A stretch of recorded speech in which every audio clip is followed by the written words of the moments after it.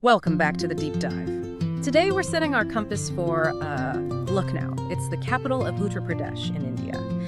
And our sources, well, they paint a picture of a really unique place, somewhere history, culture, modernity, they all just seem to weave together beautifully. So our mission today is to kind of unpack those layers, see what makes Lucknow so distinctive and give you the key insights. It's such an incredibly rich place, isn't it? As we look through the material, its history just leaps out.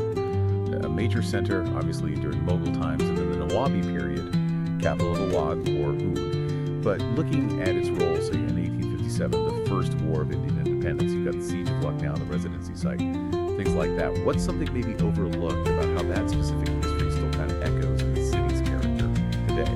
Not just, as a date in a book. That's a really good question, because 1857, especially the siege, it wasn't just an event. It really forged this deep sense of community, a shared struggle. And that shared experience, that crucible, it kind of intensified something Lucknow is really famous for, the Ganga Jamuni Tehzeeb. Right. Which isn't just, a simple mix of Hindu and Muslim traditions. It's deeper.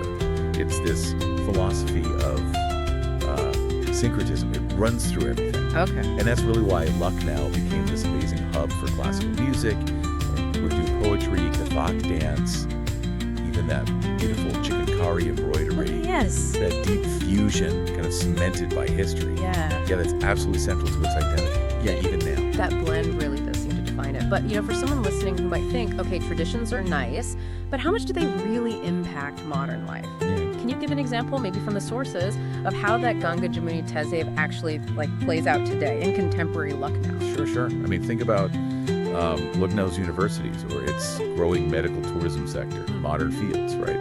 But even there, you still find this underlying respect for different views, that emphasis on politeness, on tehzeeb, and a kind of collaborative spirit that I think comes from that historical mixing. How so?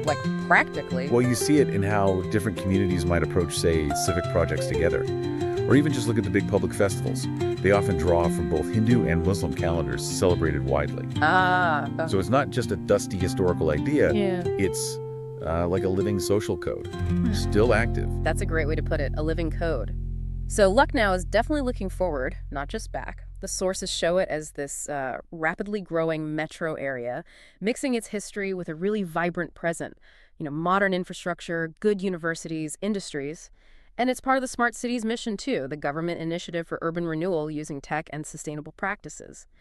But are the modern developments there just generic progress, or do they have a unique Lucknow twist because of that past? That's what's interesting. Under things like the Smart Cities mission, the urban planning often seems to deliberately weave historical site preservation into new developments. Oh, interesting. So not just building around them. Exactly. Integrating heritage. Take Hazrat Ganj, the big shopping area. It's modern, yes, but it's kept this charm, this feel that's clearly influenced by its history. Right. It makes the whole experience feel very Lucknowy. It feels like a conscious choice, to let progress enhance the city's soul, not erase it. That does sound unique, a mindful approach to growth. And talking about things that last, you absolutely have to mention the architecture. Incredible stuff. The Bara Imambara, built by Nawab Asaf-ud-Daulah, amazing structure. Apparently no wood or iron beams, just interlocking bricks. Astonishing engineering for its time. Right. And then the Delitit Chota Imambara, the Rumi Darwaza Gateway, they're just these monumental echoes. Yeah, powerful reminders. And then, the food.